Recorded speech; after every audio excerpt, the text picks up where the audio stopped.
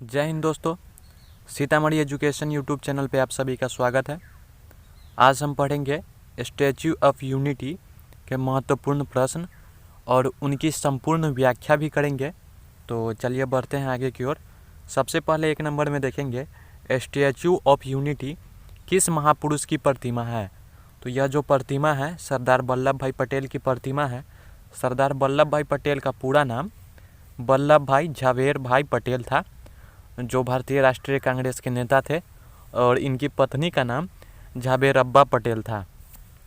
बढ़ते हैं आगे की ओर। 2 नंबर में स्टैच्यू ऑफ यूनिटी की नींव कब रखी गई थी। तो इसकी जो नींव है वह वर्ष 2013 में, यानी कि इसकी आधारशिला 31 अक्टूबर 2013 ईस्वी को, यानी कि इसकी आधारशिला 31 अक्टूबर 2013 ईस्वी को गुजरात के तत्कालीन मुख्यमंत्री नरेंद्र मोदी द्वारा 138वीं वर्षगांठ के मौके पर रखी गई थी।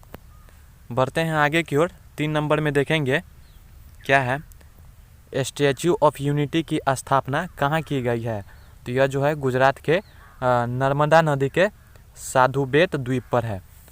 स्टैच्यू ऑफ यूनिटी की जो स्थापना है गुजरात के नर्मदा नदी के साधुबेत द्वीप पर। बढ़ते हैं 4 नंबर की ओर। स्टैच्यू ऑफ यूनिटी किस नदी के किनारे स्थित है। तो यह नर्मदा नदी के किनारे स्थित है, और नर्मदा नदी को रेवा नदी के नाम से भी जाना जाता है। नर्मदा नदी को रेवा नदी के नाम से भी जाना जाता है, और यह भारतीय उपमहाद्वीप की 5वीं सबसे बड़ी नदी है, सबसे लंबी नदी है। 5वीं सबसे लंबी नदी है भारतीय उपमहाद्वीप की। बात कर ले अगर नर्मदा नदी की लंबाई की, तो नर्मदा नदी की लंबाई 1312 किलोमीटर, कितना 1312 किलोमीटर नर्मदा नदी की लंबाई है, और इसका स्रोत जो है अमरकंटक है। अगले क्वेश्चन में देखेंगे 5 नंबर में स्टैच्यू ऑफ यूनिटी की ऊंचाई कितनी है। तो स्टैच्यू ऑफ यूनिटी की जो ऊंचाई है 182 मीटर है, और फीट में 597 फीट है। यह जो है इतनी बड़ी है कि इसे कई किलोमीटर दूर से भी देखा जा सकता है। और यह अमेरिका के स्टैच्यू ऑफ लिबर्टी जिसकी जो ऊंचाई है 93 मीटर, अमेरिका को जो स्टैच्यू ऑफ लिबर्टी है उसकी ऊंचाई 93 मीटर है, उससे यह 2 गुना है। बढ़ते हैं आगे की ओर। 6 नंबर में देखेंगे स्टैच्यू ऑफ यूनिटी से पहले दुनिया की सबसे ऊंची प्रतिमा कौन सी थी। तो इसका आंसर हो जाएगा चीन में स्थित महात्मा बुद्ध की प्रतिमा, जिसकी ऊंचाई जो है 153 मीटर है। यह हेनान के जाओकुन कस्बे यानी कि लुसान काउंटी में है। बढ़ते हैं अगले क्वेश्चन की ओर। 7 नंबर में देखेंगे स्टैच्यू ऑफ यूनिटी प्रतिमा का डिजाइन किसके द्वारा तैयार किया गया है। तो इसका आंसर हो जाएगा शिल्पकार राम सुतार द्वारा। स्टैच्यू ऑफ यूनिटी भारत के प्रथम उप प्रधानमंत्री तथा प्रथम गृह मंत्री वल्लभ भाई पटेल को समर्पित एक स्मारक है, जो कि भारतीय राज्य गुजरात में स्थित है। कहाँ? तो गुजरात में। और यह सरदार सरोवर बांध से 3.2 किलोमीटर की दूरी पर स्थित है। और थोड़ी सी जानकारी अगर ले ले राम सुतार की, तो शिल्पकार राम सुतार की, तो यह भारत के सुप्रसिद्ध मूर्तिकार है, और इनका पूरा नाम जो है राम सुतार का पूरा नाम रामवंजी सुतार है। इनको जो है 1999 ईस्वी में, कब, तो 1999 में पद्मश्री से और इन्हें पद्म भूषण पुरस्कार भी मिला, तथा 2018 में, कब, 2018 ईस्वी में इन्हें टैगोर कल्चरल अवार्ड भी मिला था। किनको? तो राम सुतार को। बढ़ते हैं 8 नंबर में स्टैच्यू ऑफ यूनिटी की प्रतिमा किस कंपनी द्वारा बनाई गई। तो यह जो प्रतिमा है L&T, यानी कि L&T का फुल फॉर्म हो गया लार्सन एंड टूब्रो, इसी कंपनी के द्वारा यह बनाया गया था। यह एक भारतीय विनिर्माण कंपनी है L&T कंपनी। इन्हें 27 अक्टूबर 2014 को, कब, 27 अक्टूबर 2014 ईस्वी को सबसे कम कितना 2989 करोड़ रुपए की बोली लगाकर आकृति निर्माण तथा रखरखाव की जिम्मेदारी ली थी। बढ़ते हैं 9 नंबर की ओर। L&T के चेयरमैन कौन है। L&T विनिर्माण कंपनी के चेयरमैन कौन है। तो AM नाइक अभी वर्तमान में चेयरमैन है। 10 नंबर में देखेंगे स्टैच्यू ऑफ यूनिटी का अनावरण कब किया गया। तो इसका आंसर हो जाएगा 31 अक्टूबर 2018 को श्री नरेंद्र मोदी जी के द्वारा उनकी जयंती पर 31 अक्टूबर 2018 को स्टैच्यू ऑफ यूनिटी का अनावरण किया गया। अगले क्वेश्चन में देखेंगे 11 नंबर में, स्टैच्यू ऑफ यूनिटी के लिए लोहा जुटाने के लिए किस ट्रस्ट का गठन किया गया था? तो इसका आंसर हो जाएगा सरदार वल्लभ भाई पटेल राष्ट्रीय एकता ट्रस्ट। 12 नंबर की ओर बढ़ते हैं। रन फॉर यूनिटी नामक मैराथन दौड़ का आयोजन पहली बार कब किया गया था? तो इसका आंसर हो जाएगा 15 दिसंबर 2013 को, जो कि पूरे देश में आयोजित किया गया था। 13 नंबर में देखेंगे, स्टैच्यू ऑफ यूनिटी को कितने किलोमीटर दूर से देखा जा सकता है? तो इसका आंसर हो जाएगा 12 किलोमीटर दूर से।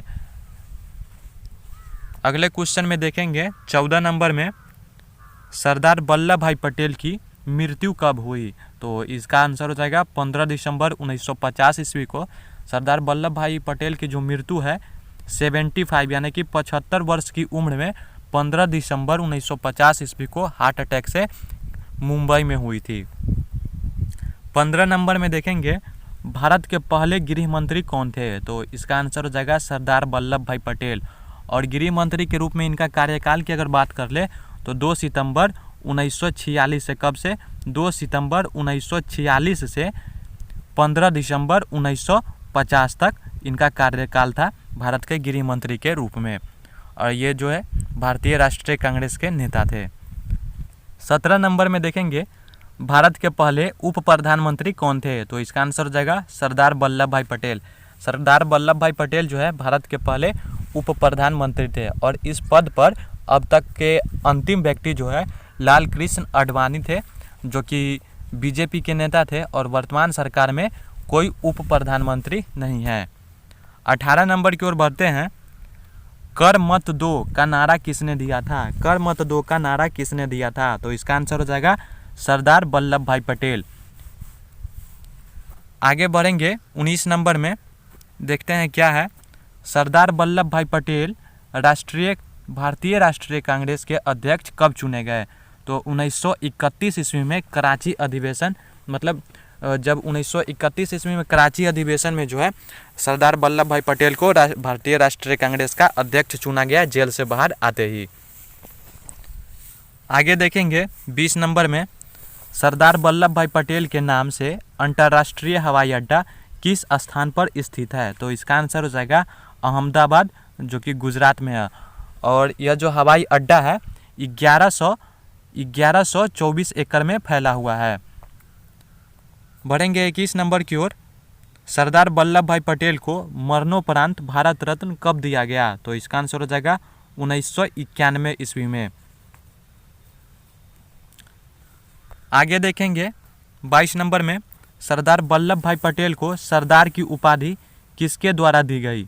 तो सरदार वल्लभ भाई पटेल को जो सरदार की उपाधि मिली थी वह बारदोली की महिलाओं द्वारा मिली थी।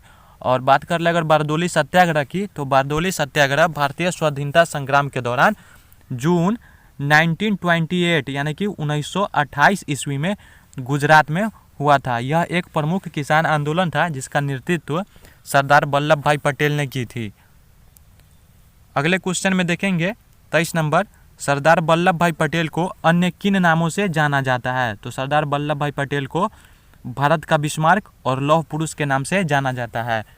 जब सरदार पटेल को बारदोली सत्याग्रह के बाद वहाँ के महिलाओं द्वारा सरदार की उपाधि दी गई, उसके बाद उन्हें लौह पुरुष कहा जाने लगा। अगर इस वीडियो का PDF डाउनलोड करना चाहते हैं तो टेलीग्राम चैनल ज्वाइन करें। इसी तरह के और भी वीडियो देखने के लिए सीतामढ़ी एजुकेशन यूट्यूब चैनल को जरूर सब्सक्राइब करें। और अब आप हमारे टेलीग्राम चैनल और फेसबुक पेज से भी जुड़ सकते हैं, जिसका लिंक नीचे डिस्क्रिप्शन में दिया गया है।